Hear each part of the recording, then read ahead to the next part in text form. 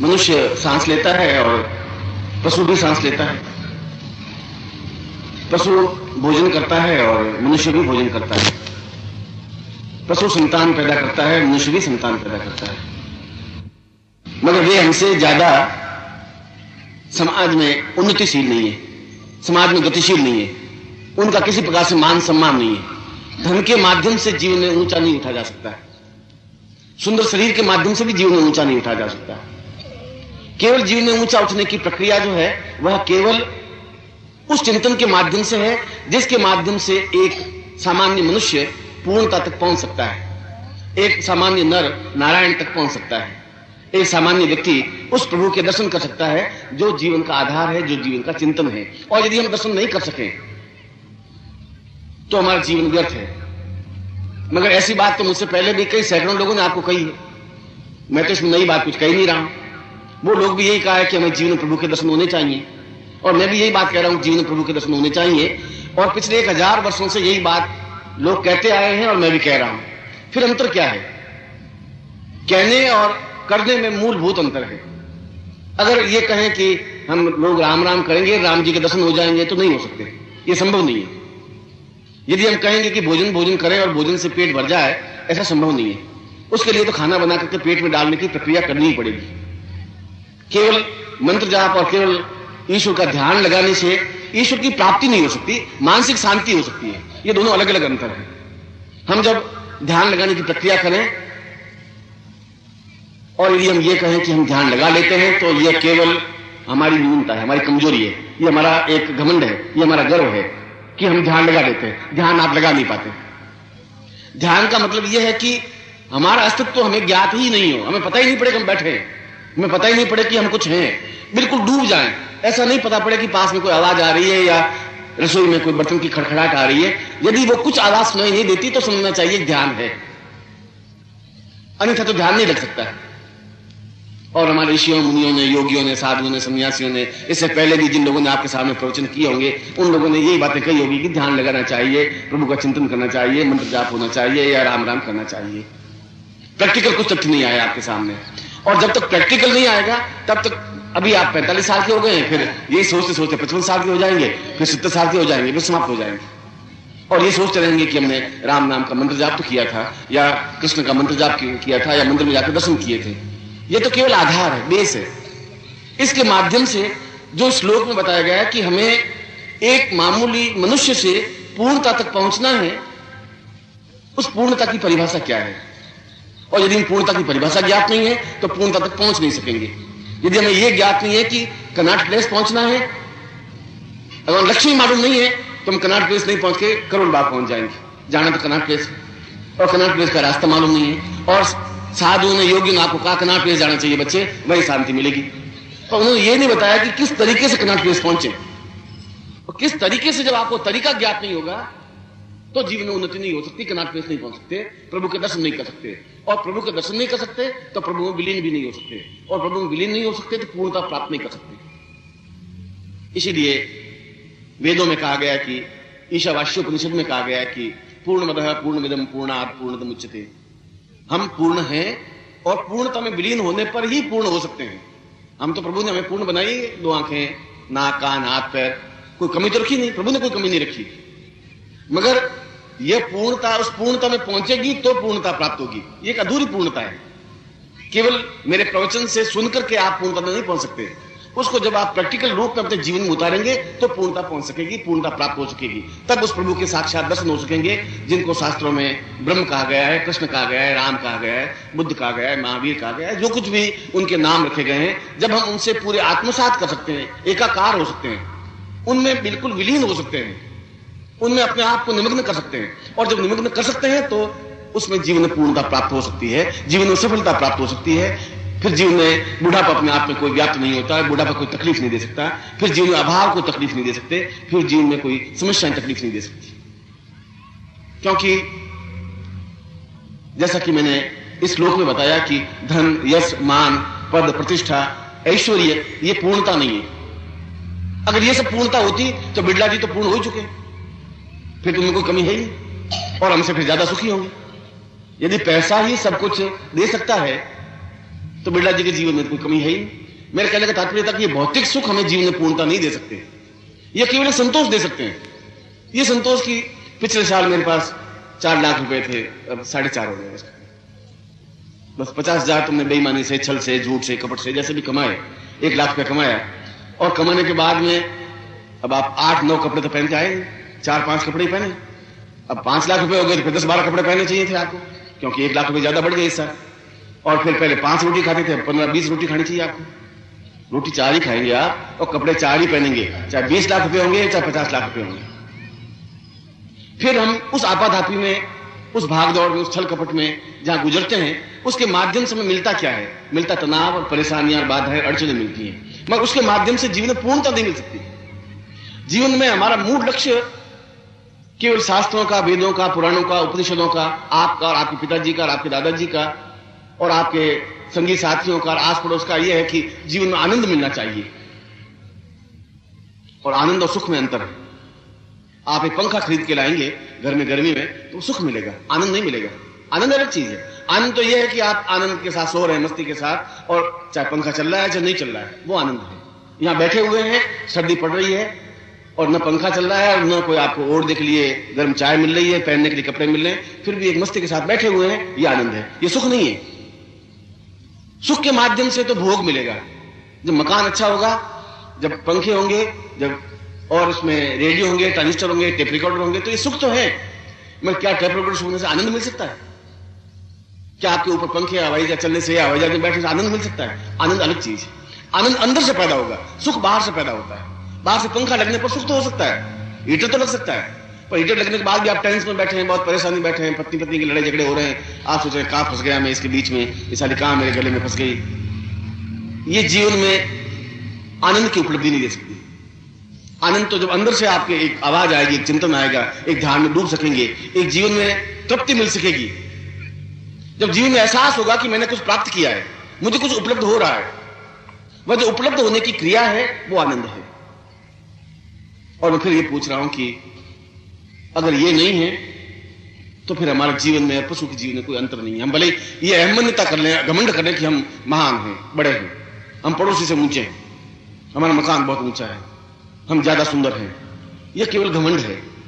और इस घमंड के माध्यम से तो जीवन में कुछ भी प्राप्त नहीं हो सकता जो कुछ आप महसूस कर रहे हैं। हम भारतवर्ष में हैं और भारतवर्ष में एक बहुत महान शासक सिकंदर महान हो गया है, उसको महान कहते हैं। अकबर महान कहलाया, सिकंदर महान कहलाया, बाकी राजा लोग कहलाए, सम्राट कहलाए। महान 2-3 लोगों के बीच में लगा।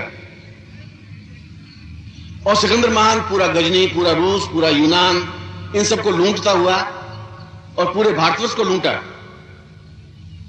सैकड़ों हाथियों के औहदों पर उसने हीरे मोतियों से भरे हुए हाथी गजनी ले गया, अपने देश ले गया।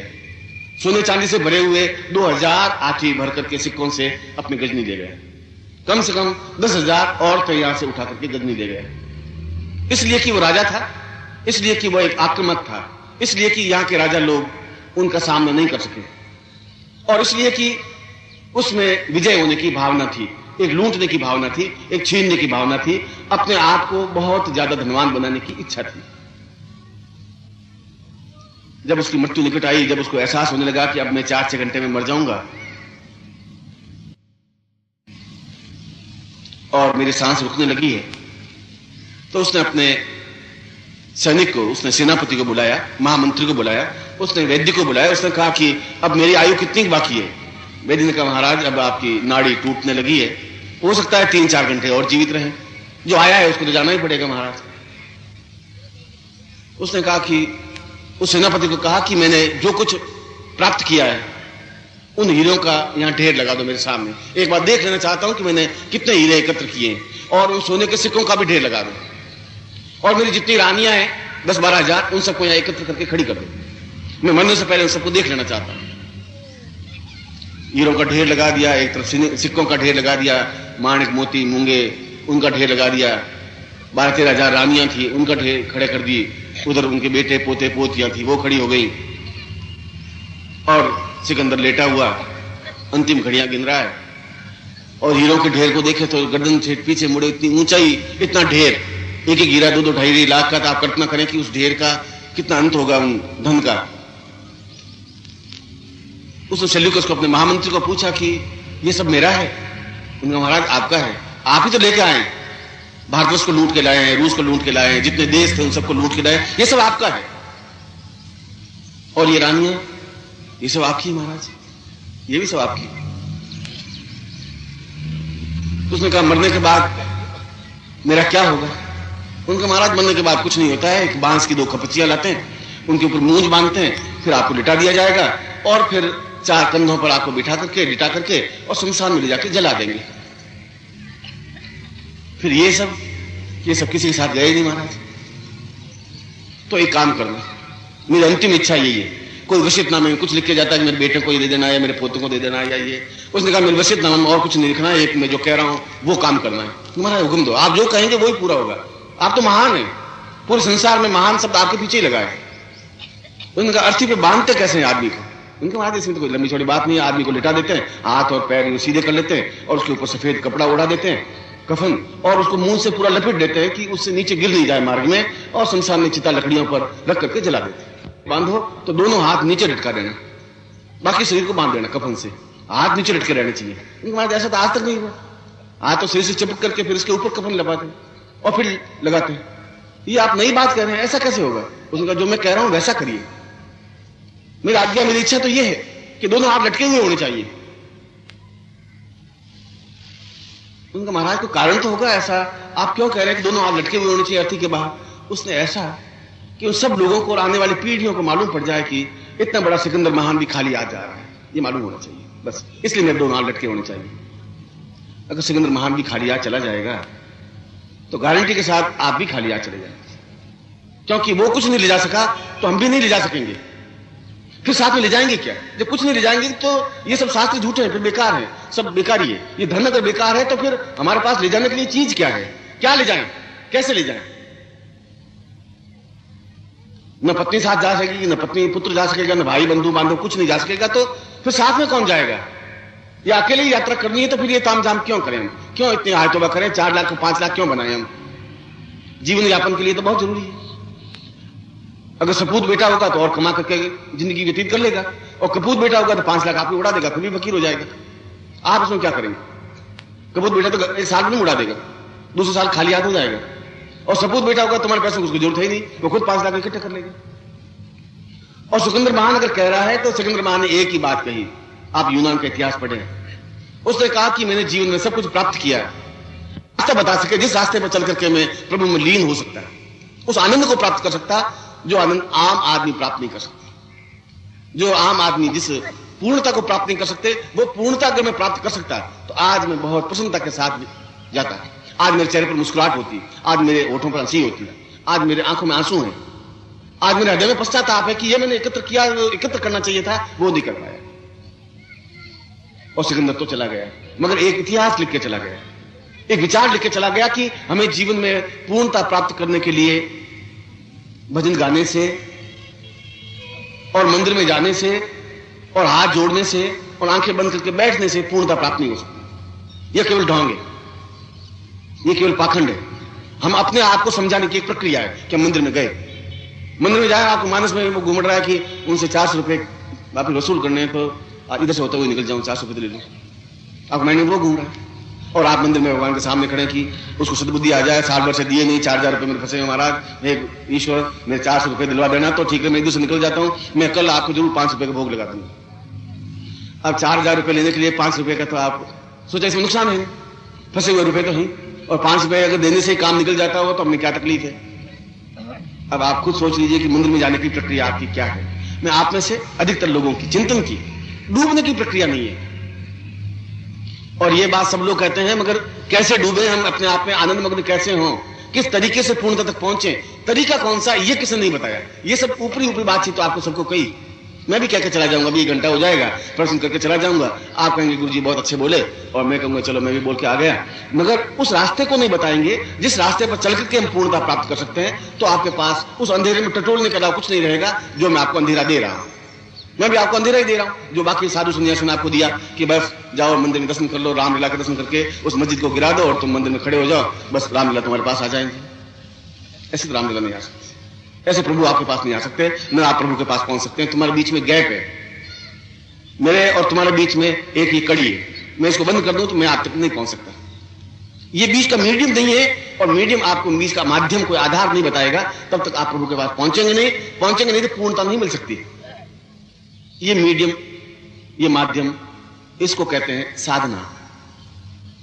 साधना का मतलब है शरीरम साधयति स्वधर्म। जो शरीर को साधता है वह साधना है, शरीर को कंट्रोल करता है, शरीर को नियंत्रित करता है।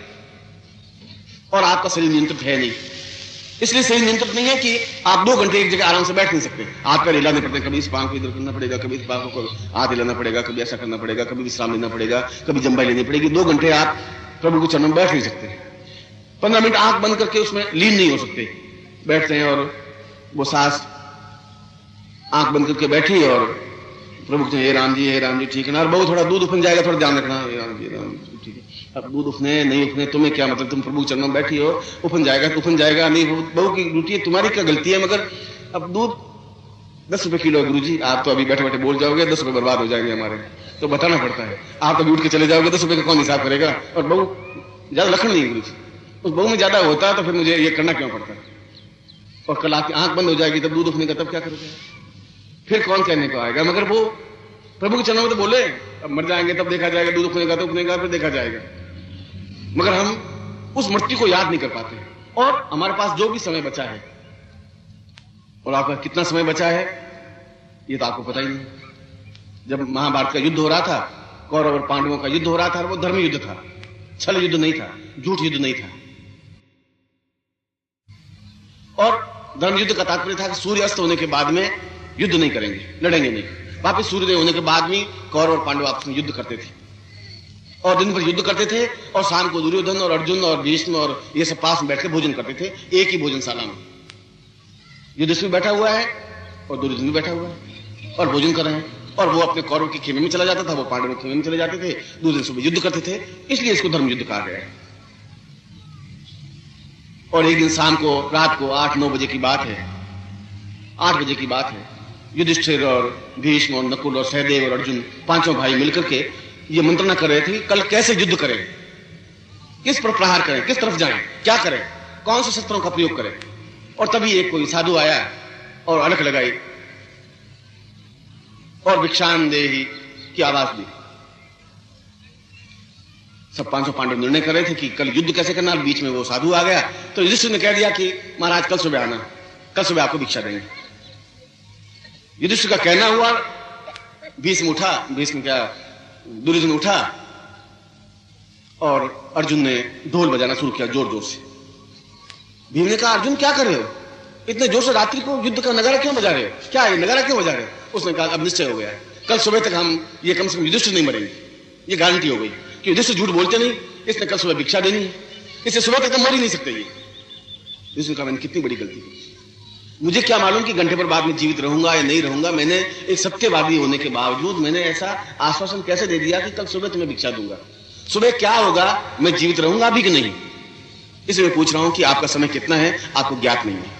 संसार में कोई मशीनरी आप नहीं बता सकती कितना समय आपके पास, आयु कितनी है, कोई विज्ञान नहीं बता सकता, कोई साइंटिस्ट नहीं बता सकता, कोई डॉक्टर नहीं बता सकता, मैं भी नहीं बता सकता, आप भी नहीं बता सकते। और यदि आप सोचें कि ये ध्यान गुरुजी 2-3 साल बाद लगाना शुरू कर देंगे और ये साधना जो आप कह रहे हैं, अभी थोड़े बेटे की शादी हो जाए, बहू आ जाए, उसको काम दाम सौंप दें, फिर आपके पास आएंगे गुरुजी और वो सब ध्यान वान सब लगाएंगे गुरुजी। अब कब शादी होगी, कब बहू आएगी, कब आप उसको सिखाएंगे रसोई बनाना, और फिर आप मेरे पास आएंगे तो इस बीच में कौन क्या हो जाएगी, मौत कब झपट्टा मार देगी मुझको और आपको कुछ पता नहीं।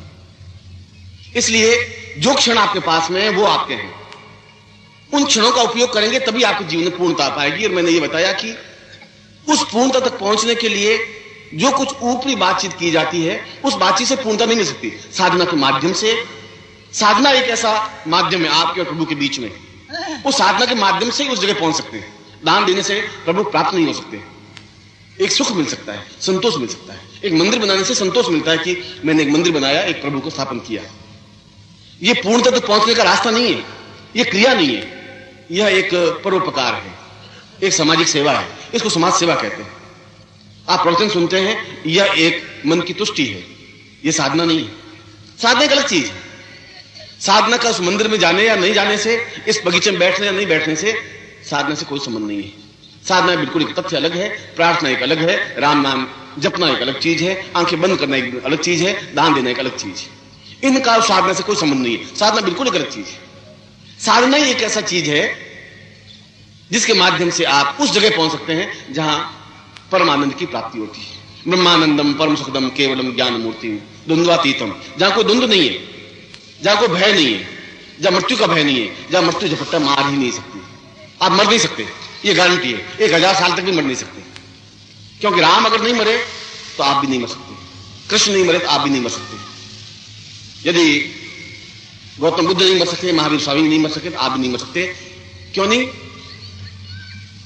राम का नाम तो आपको ज्ञात है कि एक रामचंद्र जी थे, दशरथ जी के पुत्र थे, इतना तो आपको भी ज्ञात है। दशरथ जी के पिताजी का नाम क्या था वो आपको ज्ञात है, और उनके पिता दादाजी का नाम क्या था ये आपको ज्ञात है ही नहीं, क्योंकि वो मर गए। राम मरे नहीं, इसलिए राम मरे नहीं, इसलिए आज भी हमें याद है। पर राम जी के दादाजी थे, वो मर गए। और अगर आपको भरोसा नहीं हो तो आपको अपने पिताजी का नाम ज्ञात है, इतना मुझे ज्ञान है, और दादाजी का भी नाम आपको मालूम है, ये भी मुझे ज्ञात है। आप में से 50% लोगों को परदादा का नाम मालूम नहीं है, और परदादा के पिताजी का नाम तो आप में से किसी को भी ज्ञात नहीं है। केवल 4 पीढ़ी पहले ही आदमी मर गया तो 4 पीढ़ी बाद आप भी मर जाएंगे। आपके बेटे आपको नाम याद रखेंगे, पोते नाम याद रखेंगे, अगले पोतों के बेटे आपका नाम याद नहीं रखेंगे, क्योंकि आपने परदादा के पिताजी का नाम याद रखा ही नहीं है, ही नहीं याद आपको। आदमी इतना जल्दी मर जाता है, और नहीं मरे इसलिए बेचारा बहुत कोशिश करता है। यहां ये लिख देता है कि लक्ष्मीनाथ मार्ग, कुछ नहीं करेंगे, शायद नहीं मर जाएंगे तो लक्ष्मीनाथ मार्ग लोग याद रखेंगे, ऐसा कुछ करते हैं। कोई ताजमहल बना के मर जाते हैं, कोई मंदिर बना के मर जाते हैं, कोई धर्म ध्वजा लगा के मर जाते हैं, कोई भूखे मर के मर जाते हैं, केवल इसलिए कि शायद मेरे मरने के बाद जिंदा रह सकूं।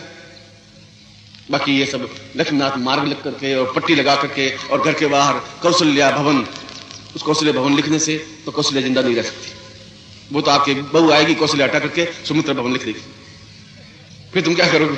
तुम लगा के तख्ती चले जाओ, उसमें लिख दो, लकड़ी का एक पत्थर पे लिख दो सुमित्रा मार्ग, वो पट्टा हटा देगी और कौशल्या मार्ग लिख देगी। और कोई बेटा आएगा तो तुम्हारा नाम हटा देगा, अपना नाम लगा देगा, क्योंकि उसको भी जिंदा रहना। इससे जिंदा नहीं रह सकते, ये संभव नहीं है, ये तरीका नहीं है। ये हम अपने आप को एक छल डाल रहे हैं कि शायद इससे जिंदा रह जाए, इसे जिंदा नहीं रह सकती। राम जी ने कोई पट्टा नहीं लगाया था, कृष्ण ने कोई ऐसा बोर्ड नहीं लगाया था कि ये बोर्ड लगाने से जिंदा रहेंगे, गौतम बुद्ध ने कोई ऐसा पट्टा नहीं लगाया, ऐसा कोई बोर्ड नहीं लगाया, मगर वे फिर भी जिंदा है। आपको और मुझको नाम मालूम है, और संसार के 27-28 देशों में भगवान बुद्ध अपने शिष्यों के बीच जिंदा है, मरे नहीं। शरीर मर गया पर व्यक्ति जिंदा है, और आप भी जिंदा रह सकते हैं, और जिंदा रह सकते हैं साधना के माध्यम से।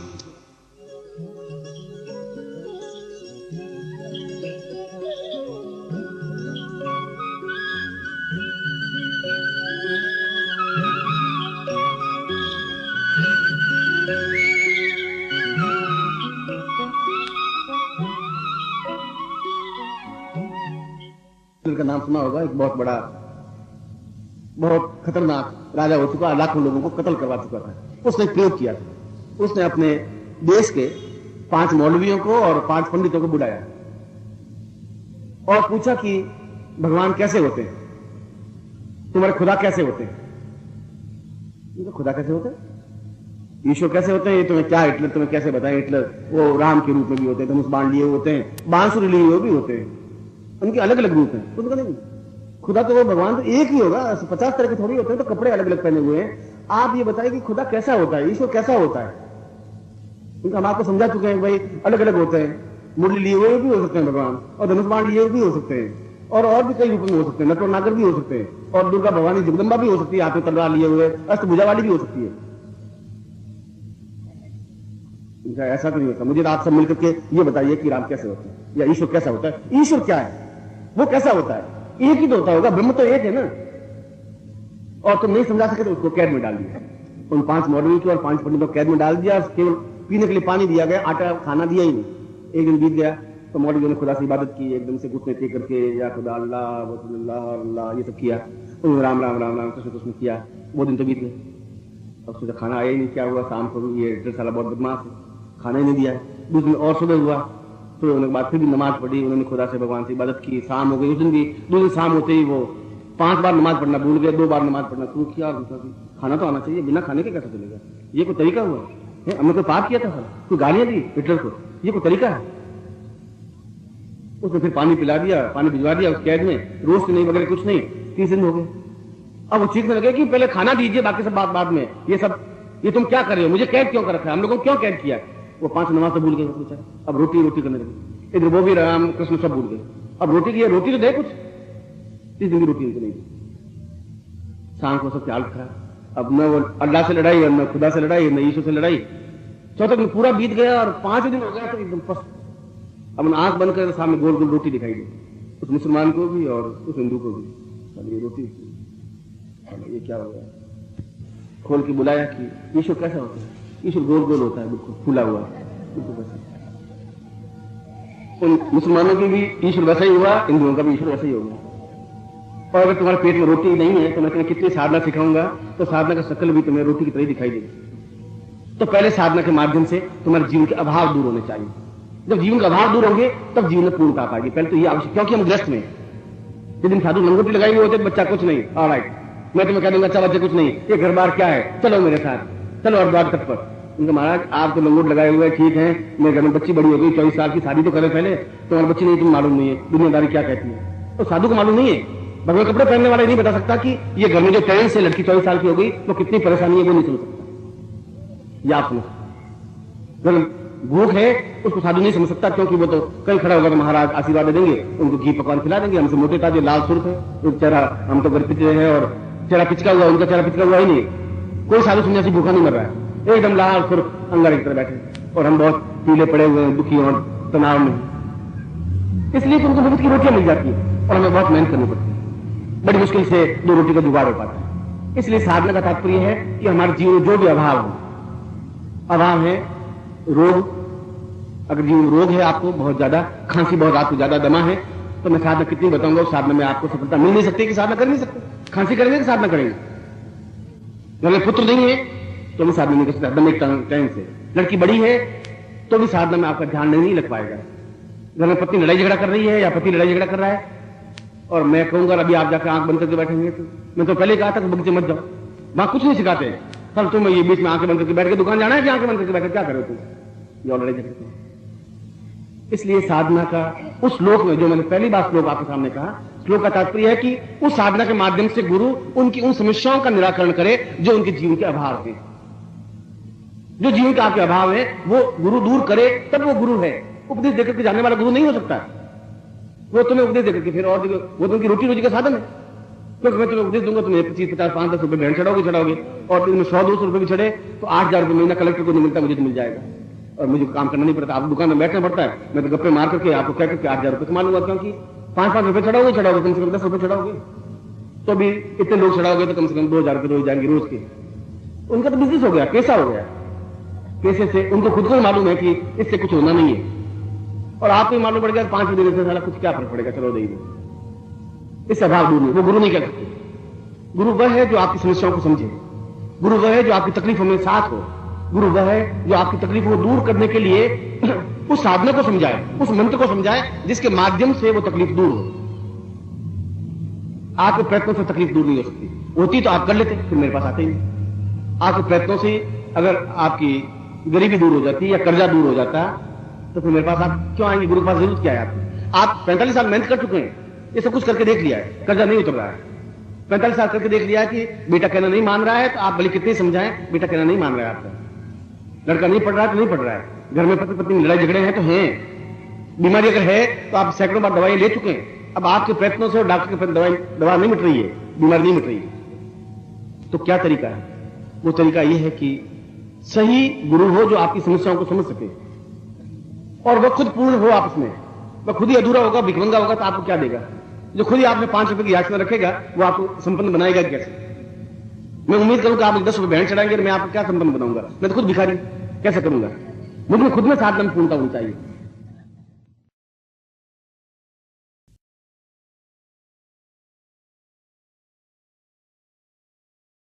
जो आप पूजा पाठ करते हैं वो करें, जो भक्ति करें वो आप करें, मगर भक्ति के माध्यम 10 साल भक्ति करने के बाद भी जिनकी समस्या नहीं सुलझी तो अगले 20 साल के बाद भी नहीं सुलझ पाएंगे। उनके लिए रास्ता अलग है, कनाट प्लेस का रास्ता अलग है, करोल बाग का रास्ता अलग है। आप करोल बाग जाना चाहें तो करोल बाग जाइए, पर कनाट प्लेस जाना चाहे तो फिर उसको दूसरा रास्ता चुनना पड़ेगा, और चुनेंगे तो वहां पहुंच पाएंगे तो समस्याएं दूर हो पाएंगी। दूसरी सीढ़ी उस ब्रह्मत्व को प्राप्त करने की है, और तीसरी सीढ़ी अपने आप में पूर्ण आनंद मग्न होने की क्रिया है। ये तीनों सीढ़ियां साधना के माध्यम से हैं। इस छोटे से प्रवचन में ये सब कुछ संभव नहीं था कि मैं साधना की बारीकियां समझाता आपको, फिर भी मेरी कुछ पुस्तकें हैं जिनके माध्यम से आपको प्रारंभिक ज्ञान हो सकता है कि साधना क्या है। अपने जीवन के अन्य क्रियाकलाप करते हुए भी, भक्ति करते हुए भी, मैं भक्ति के बारे में भी आपको इतने अच्छा बोल सकता था जो ये बोला हूं। वेद पर भी, उपनिषद भी, पुराण पर भी बोल सकता था और ब्रह्म पर भी बोल सकता था जहां आपको समझ में नहीं आता। वह तो बहुत उच्च कोटि के विद्वान होते तो उनके बीच में ब्रह्मत्व का उपदेश भी देता है। ब्रह्म क्या है, ब्रह्म तो क्या स्थितियां है, वो बोल सकता है। मगर आपको जीवन में जो आवश्यक है उसके बारे में मुझे बोलना था। और अगली बार अगर मुझे आने का मौका मिला तो मैं साधना की बारीकियां स्पष्ट कर सकूंगा कि वे साधनाएं क्या हैं, किस तरीके से की जा सकती हैं। मैं तो चाहता हूं कि आपके जीवन में कोई अभाव रहे ही नहीं, भौतिक भी, आध्यात्मिक भी, दोनों दृष्टियों से आप पूर्णता प्राप्त करें और आपके जीवन में सब कुछ प्राप्त करें जिसको धर्म कहा गया है। जहां आपके हाथों से इतना पैसा है कि आप मंदिर बना सकें, देवालय बना सकें, स्कूल बना सकें, और फिर अर्थ की प्राप्ति हो जहां आप संपन्न हो सकें, काम की प्राप्ति हो जहां आपकी पत्नी, पुत्र, बंधु बांधव, सुख, सौभाग्य, ऐश्वर्य सब कुछ मिल सके, और ये सब कुछ हो तो आप बहुत शांति के साथ मोक्ष को प्राप्त हो सकेंगे। मगर इन सब के लिए गुरु की आवश्यकता है। इसलिए गुरु को गुरु ब्रह्मा, गुरु विष्णु, गुरु देवो महेश्वर, गुरु साक्षात परब्रह्म। वो परब्रह्म दिखाई नहीं दे रहा है, मगर यदि गुरु है तो परब्रह्म है। पाखंडी है तो ब्रह्म नहीं हो सकते। गुरु पाखंडी भी हो सकते हैं, गुरु छली भी हो सकते हैं, धोखेबाज भी हो सकते हैं, विश्वासघाती भी हो सकते हैं, आपको लूटने वाले भी हो सकते हैं, मगर वो गुरु नहीं हो सकते, ये पाखंडी हो सकते हैं। गुरु तो जो निश्चल भाव से आपको रास्ता बता सकते हैं वह गुरु हो सकते हैं। ऐसे जीवन में आपको गुरु मिले, आपके जीवन में सच्चा कोई गुरु प्राप्त हो सके, जीवन में पूर्णता प्राप्त हो सके। मैं आपको ऐसा ही आशीर्वाद दे रहा हूं कि आपके जीवन पूर्णता आ सके, ऐश्वर्य आ सके। एक बार फिर मैं आपको हृदय से आशीर्वाद दूं।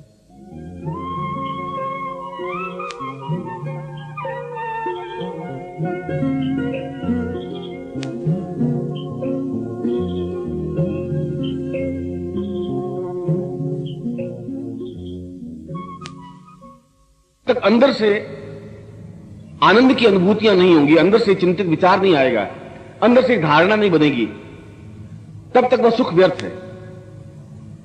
क्योंकि जितना ही ज्यादा व्यक्ति सुखी होने की कोशिश करेगा, जितना ही ज्यादा भोग के पास जाने की कोशिश करेगा, भोग का मतलब है अच्छा खाना, अच्छा रहना, अच्छा खाना पीना, सुख सौभाग्य, ये सब सुख, ये सब भोग है।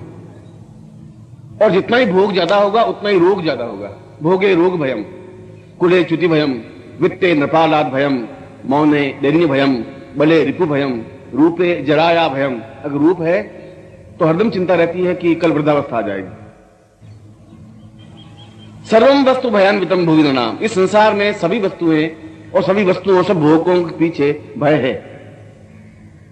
सर्वम वस्तु भयान्वितम भुवि नाम वैराग्य मेवा भयम। जब अंदर एक वैराग्य की भावना हो जाती है, वैराग्य का मतलब ये नहीं कि आप भगवे कपड़े पहने, इसको वैराग्य नहीं कहते हैं। नहीं होता कि आप जंगलों में जाकर बैठ जाएं, उसको भी वैराग्य नहीं कहते हैं। वैराग्य का मतलब है कि राग जहां नहीं है वो वैराग्य है। राग का मतलब आसक्ति नहीं है।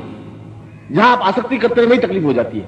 जहां आप जो ही बेटे के प्रति मोह करते हैं तो उसको बुखार आती है, आपको तकलीफ होने लग जाती है।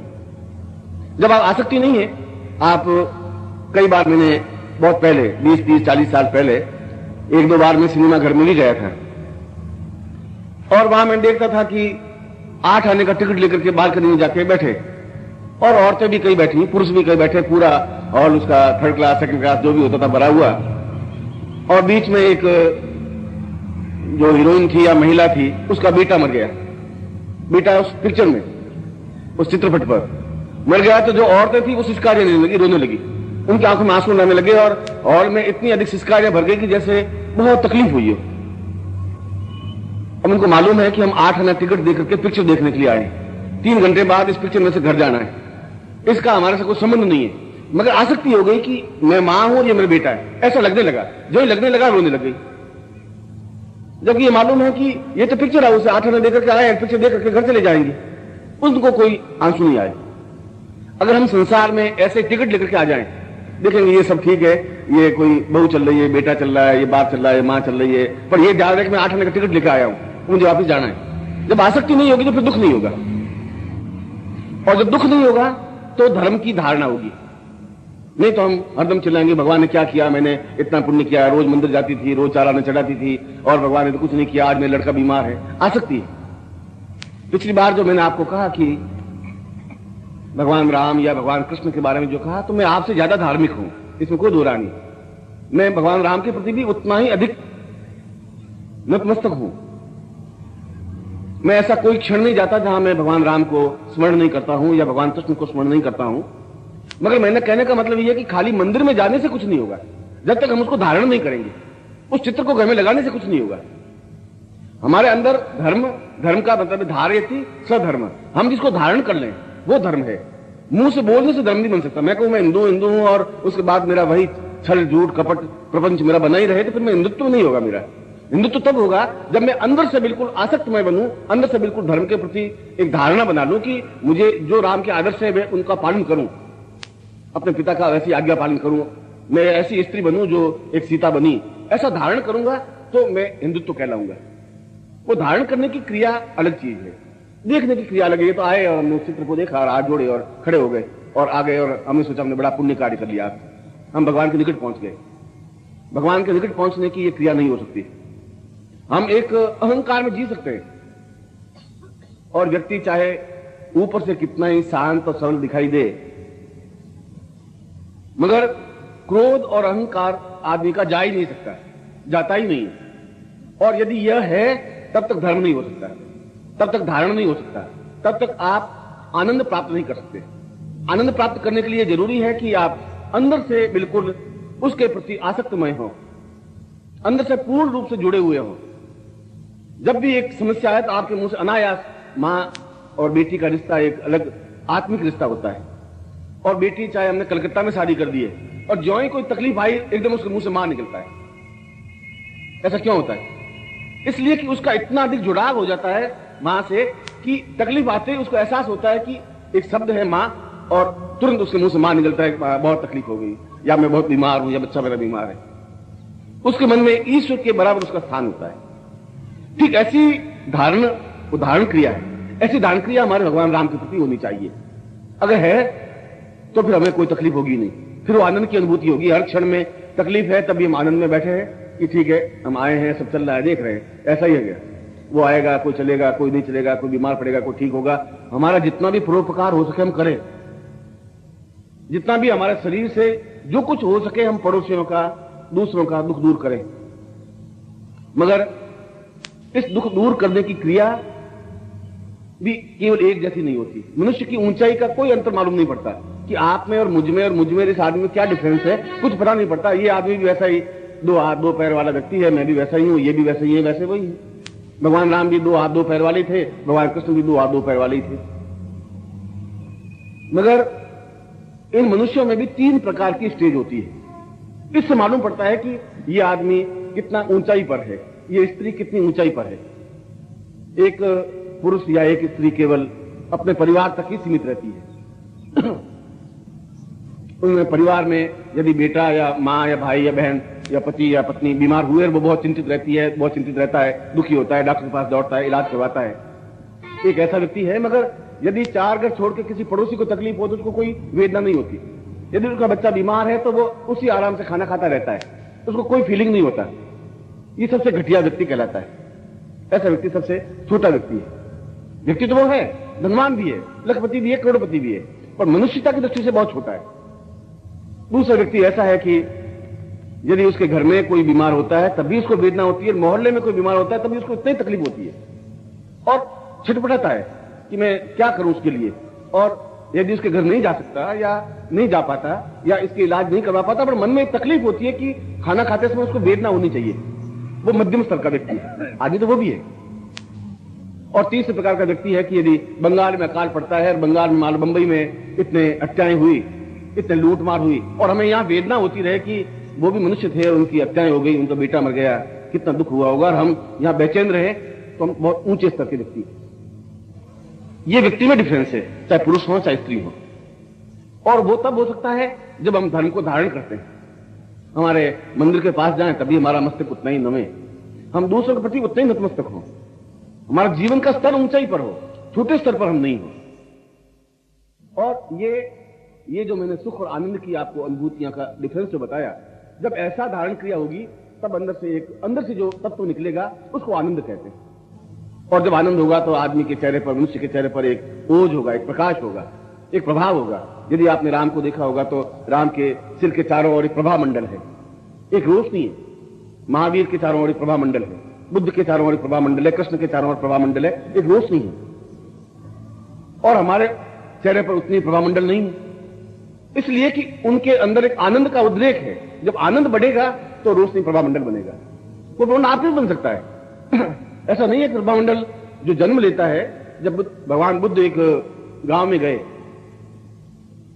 और गांव में जाकर के पूछा कि तुम्हारे यहां कोई बड़ा आदमी पैदा हुआ कभी? तो गांव वालों ने कहा कि हमारे यहां जन्म से कोई बड़ा आदमी नहीं हुआ, आगे जाकर के बड़े आदमि बने। जन्म से तो बड़ा आदमी कोई होता ही नहीं। जन्म तो एक जैसा ही होता है, ऐसे ही बच्चा होता है, 2 हाथ 2 पांव, एक छोटा शिशु। मगर आगे जाकर के उसके कार्यों से, वो अपने कार्यों से कृष्ण बन सकता है, राम बन सकता है, महावीर बन सकता है, बुद्ध बन सकता है। अपने कार्यों से बनता है। जब आपका जन्म हुआ तो प्रभु ने आप में वो सब तत्व दिए थे और है।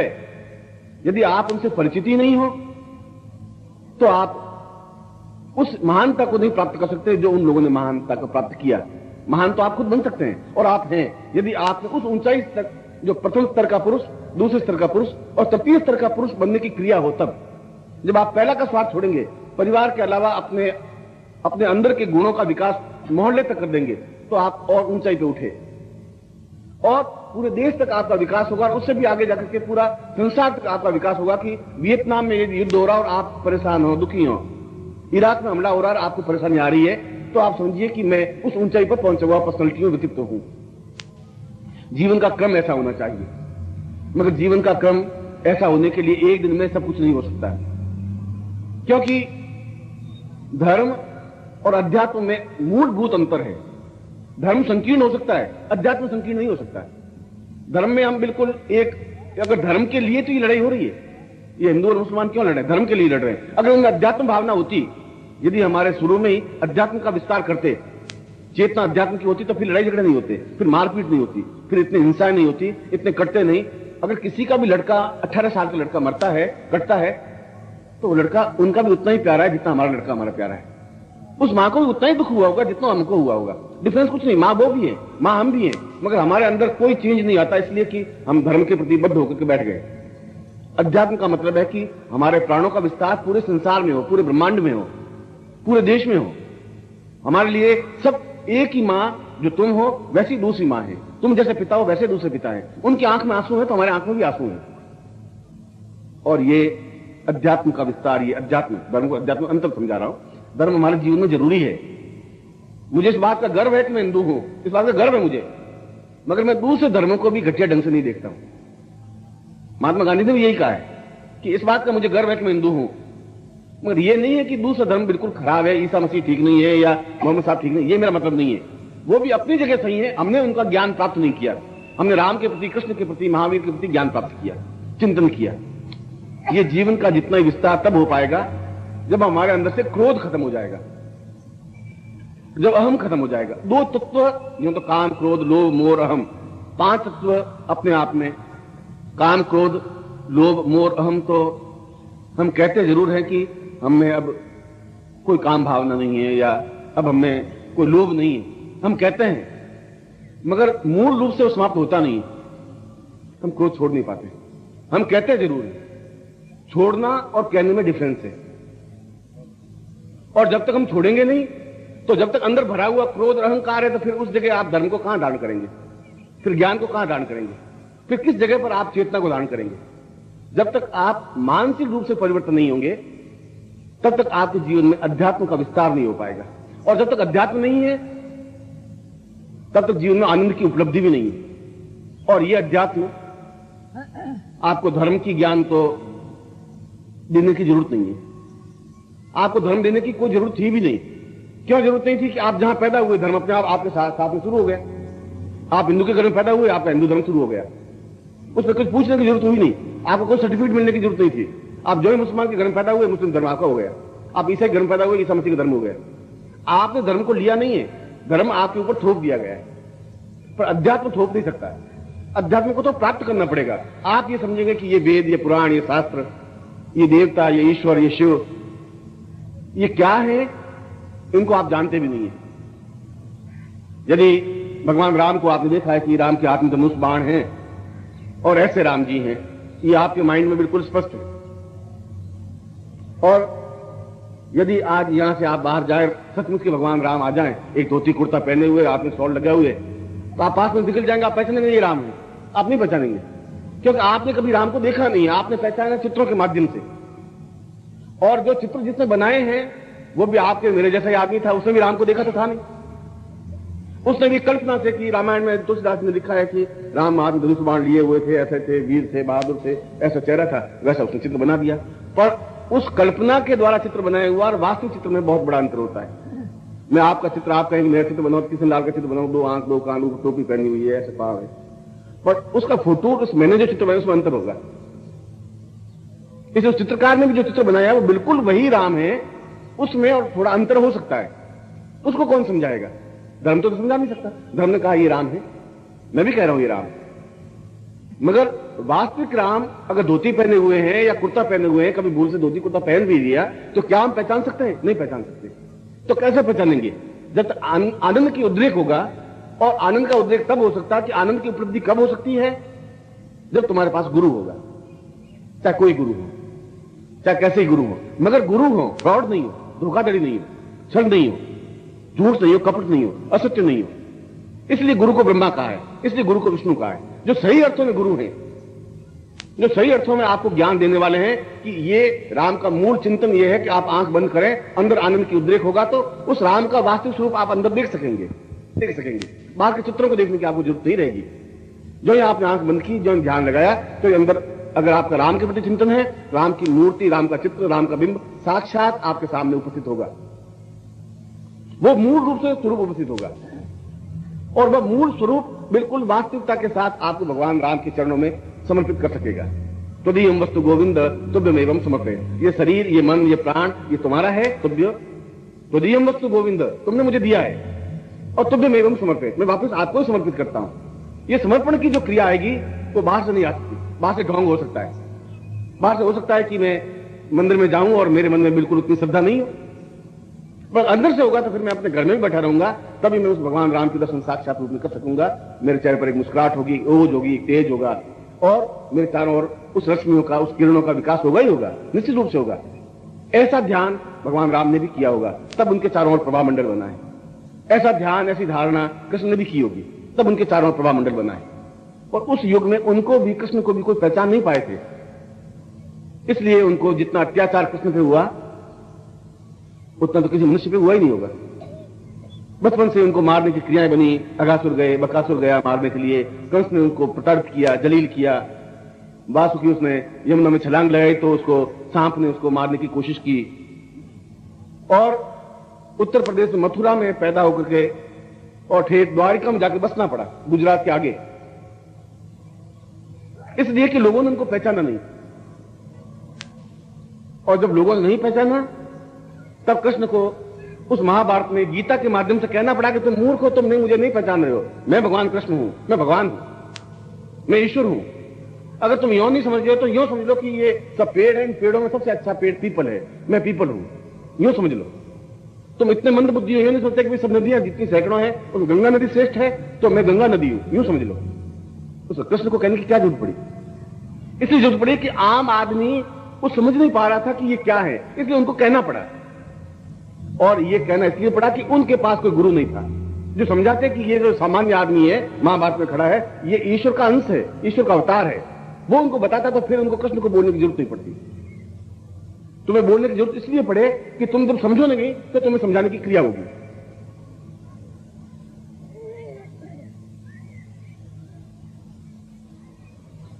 इसलिए वाल्मीकि रामायण में, तुलसी रामायण तो आज से 400 साल पहले ही बनी है। अकबर के समय में तुलसी पैदा हुए, मीरा, सूर, तुलसी, कबीर अभी 400 साल पहले पैदा हुए, उन्होंने रामायण लिखी, और हम सब तुलसी से बनाए हुए राम से परिचित हैं। पर वाल्मीकि के राम, वाल्मीकि तो उस समय पैदा हुए जब राम थे, उन्होंने अपनी आंखों से राम को देखा है। जब राम ने सीता का परित्याग कर दिया तो वाल्मीकि के आश्रम में रही, तो जो कुछ वाल्मीकि ने देखा है वो अपनी आंखों से देखा है, राम के चिंतन को, विचार को, धारणा को। और उन्होंने भी, राम ने भी, जब वाल्मीकि ने जाकर के आशीर्वाद दिया तो राम ने कहा कि मैं ऊपर से कभी कभी बहुत दुखी होता हूं, ऊपर से अंदर मेरे आनंद का उद्रेक है। और आनंद का उद्रेक इसलिए है कि अंदर मेरी कुंडलिनी का विकास है, कुंडलिनी जागरण की क्रिया है। ये वाल्मीकि रामायण में प्रसंग है और यही कृष्ण ने गीता में कहा है कि कुंडलिन्याम भवेत् पूर्वम सपूर्व आनंदता भी। उस आनंद का उद्रेक तब हो सकता है जब अंदर की सारी वृत्तियां मेरी उद्रेक हो, ऊंचाई पे उठे। मगर मैं सोचता हूं कि पूरे भारतवर्ष में 1 अरब में से शायद एक आध व्यक्ति सही ढंग से कुंडलिनी को समझता होगा कि कुंडलिनी क्या है, कैसे अंदर का विकास हो सकता है, कैसे हमारा चिंतन हो सकता है, किस प्रकार से हम आनंद की उपलब्धि प्राप्त कर सकते हैं। और अगर आनंद नहीं है तो फिर जीवन व्यर्थ है। फिर आप जीवन रहिए और 2, 15, 20 साल जीता रहिए और ये खुश हो जाइए कि हमने एक धर्म किया। क्या धर्म किया कि हमने 4 आने जाके मंदिर में चढ़ाए, आपने उसको धर्म समझ लिया। आपने समझ लिया कि हमने आधा किलो मिठाई चढ़ा दी और हमने धर्म कर लिया। या गरीब बाहर से आया, 4 रोटी खिला दी, धर्म हो गया। धर्म तो एक अलग चीज क्रिया है। आपके पास पैसा ज्यादा था इसलिए धर्म कर दिया आपने। एक गरीब आदमी के पास पैसा नहीं था इसलिए धर्म नहीं कर पाए। मगर इसका मतलब ये नहीं कि वो बिल्कुल आपसे गया बीता है। उसके पास जो पूंजी है वो आनंद की पूंजी है, जो श्रेष्ठ पूंजी है, जो पूर्णता की पूंजी है, जो गुरुत्व की पूंजी है। उस गुरु के माध्यम से उस भगवान को पहचानने की क्रिया है। उसने भगवान को बाहर नहीं देखा है, उस अंदर उसका विकास किया है, प्राणों के अंदर। और जब विकास किया है तो जो ध्यान अवस्था में जाता है तो ऐसी अजीब सुख और आनंद की अनुभूतियां होने लगती हैं। एक पूर्ण पुरुषत्व बनने की क्रिया पूरी होती है और वह व्यक्ति अपने आप में एक नर से पूर्णता तक पहुंचने की एक स्थिति बनती है।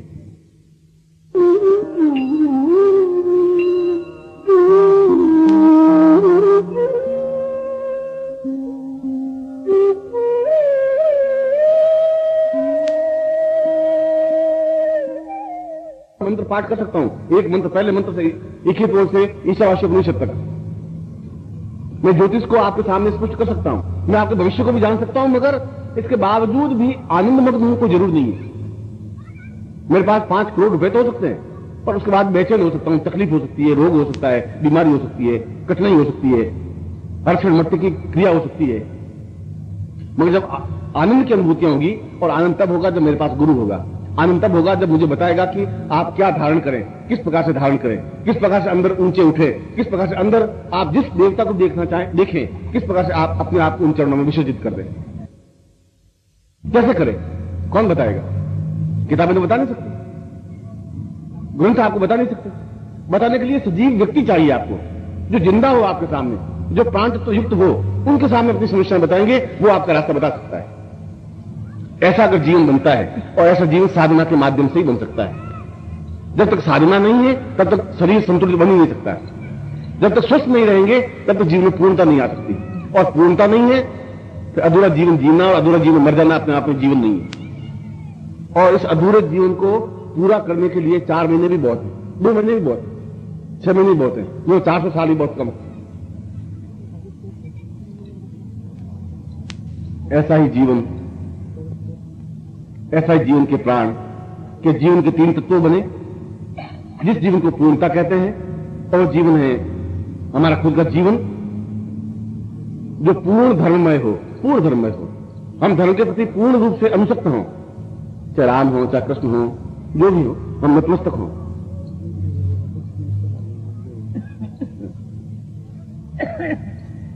और दूसरा, हमारे सामने कोई एक मार्गदर्शक हो जो हमें बताए कि आप किस प्रकार से अंदर साधना करें। साधना का मतलब है कि मंत्र जाप करें, जिससे कि हम उन तक पहुंच सकें, और किस प्रकार से उस आनंद को प्राप्त कर सके जो जीवन का आप अभी तक आपने 45 साल लिए, 50 साल लिए, 40 साल लिए, अपने ढंग से जीवन बिताया।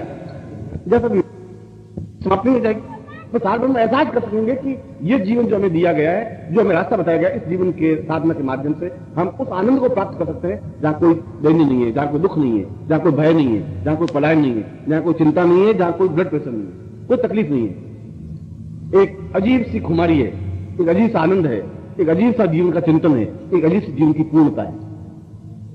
और वह साधना तो 70 साल की बुढ़िया भी कर सकती है और 15 साल का बालक भी कर सकता है। 12 साल का सुखदेव भी अपने आप में पूर्ण ज्ञानी हो सकता है और 100 साल का व्यक्ति भी नहीं हो सकता। प्रहलाद भी हो सकता है, हम नहीं हो सकते। उम्र का कोई फर्क नहीं पड़ता। सही रास्ता होना चाहिए, सही चिंतन होना चाहिए। खाली हम अंदर कुछ धारणा है ही नहीं और हम एकदम से मंदिर जाएं या मस्जिद जाएं या गिरजाघर जाएं, उससे कुछ नहीं हो सकता। अंदर वो देवता हमारे स्थापित होने चाहिए, अंदर प्राण तत्व होने चाहिए, वो साधना के माध्यम से ही हो सकते हैं, क्योंकि मैंने धर्म ग्रंथों को भी अध्ययन किया है और शास्त्रों को भी अध्ययन किया है। आप जिस शास्त्र का नाम ले आपने, मैं पहले से लगा के अंतिम तक मैं मौके सुना सकता हूं, कोई घमंड नहीं कर रहा हूं, पर इस बात का गर्व है कि ये ग्रंथ मेरे भारत में रचे गए, हमारे ऋषियों ने रचे हैं, हमारे पूर्वजों ने रचे हैं, जिनके हम संतान हैं। उनको हम समझेंगे तभी हम जीवन में पूर्णता पा सकेंगे। और इस छोटे जीवन में आप उन सारे ग्रंथों का अध्ययन नहीं कर सकते, आप संभव नहीं है। उसका निचोड़ आप गुरु के माध्यम से प्राप्त कर सकते हैं कि मेरे लिए क्या उचित है, मैं किस चिंतन को, किस साधना को करूं, किस प्रकार से अंदर कुंडलिनी का जागरण हो, अंदर चेतना कैसे हो, कैसे मैं ध्यान लगा सकूं, आधे घंटे भी मैं एक विचार शून्य होकर के पूरी तरह से डूब सकूं, कैसे भगवान का दर्शन मेरे सामने कर सकूं। क्या भगवान का दर्शन मेरे लिए संभव है? और निश्चित रूप से संभव है, हर हालत में संभव है। जैसा मैं आपको देख रहा हूं वैसे आप ईश्वर को देख सकते हैं, छू सकते हैं, टच कर सकते हैं, बैठ सकते हैं, बात कर सकते हैं। कोई नई बात नहीं है, क्योंकि ये सब कुछ ब्रह्मांड है। ये सारा ब्रह्मांड तो मेरे अंदर है, आपके अंदर भी है। और जब कहा, अर्जुन ने कहा कि ऐसा नहीं है, तो उसने विराट रूप कृष्ण दिखा करके देख ले, मेरे मुंह के अंदर पूरा देख ले कि महाभारत युद्ध हो रहा है, तो खुद देख ले, ये जो मर रहे हैं वो भी देख ले, ये जो बाहर सब कुछ हो रहा है मेरे अंदर हो रहा है, क्योंकि ये पूरा ब्रह्मांड मेरे अंदर है, तेरे अंदर भी है। तो कृष्ण तो झूठ नहीं बोल सकते। हमने उस ब्रह्मांड को पहचाना नहीं, हमने बाहर देखने की कोशिश की कि ये दिल्ली है, ये कलकत्ता है, बंबई है, ये है, ये सब कुछ जो कुछ घटित हो रहा था वो तो अंदर है। आंख बंद करके अंदर जा सकूं, अंदर मैं कैसे जा सकता हूं? 7 शरीर में से, ये एक शरीर नहीं, ये तो देह है, फिर भू है, भुव, स्व, फिर म, फिर जन, फिर तप, फिर सत्यम। महावीर ने भी अपने जिनवाणी में यही कहा है, जब तक 7 शरीरों को तुम पूरे पार नहीं करोगे तब तक तुम्हें उस ईश्वर के दर्शन संभव नहीं है जो कुछ जीवन में ब्रह्म है, जिसको चिंतन का है। मगर मैं एक बार फिर आप सब लोगों को हार्दिक आशीर्वाद देता हुआ और मार्गदर्शक के रूप में बताता हूं कि आप उस अध्यात्म के रास्ते से, धर्म के रास्ते से, उस साधना के रास्ते से आप अंदर जो महावीर ने बताया है, जो बुद्ध ने बताया है, उस रास्ते पर ठीक अंदर 7वें शरीर में, ये एक शरीर, इसके अंदर दूसरा शरीर, फिर तीसरा, फिर चौथा, फिर 5वां, 6वां, 7वां शरीर, वहां जब स्पर्श करेंगे तब एक आनंद की अनुभूति होगी, तब आपको उस प्रभु के दर्शन हो सकेंगे जो आपका चिंतन है, जो आपकी इच्छा है, जो जीवन है। और ये जीवन आप अगले 4 महीनों में, 6 महीनों में प्राप्त कर सकते हैं और आपके जीवन में उन प्रभु के दर्शन हो जो आपके प्रभु हैं। मैं आपको ऐसा ही हृदय से आशीर्वाद देता हूं।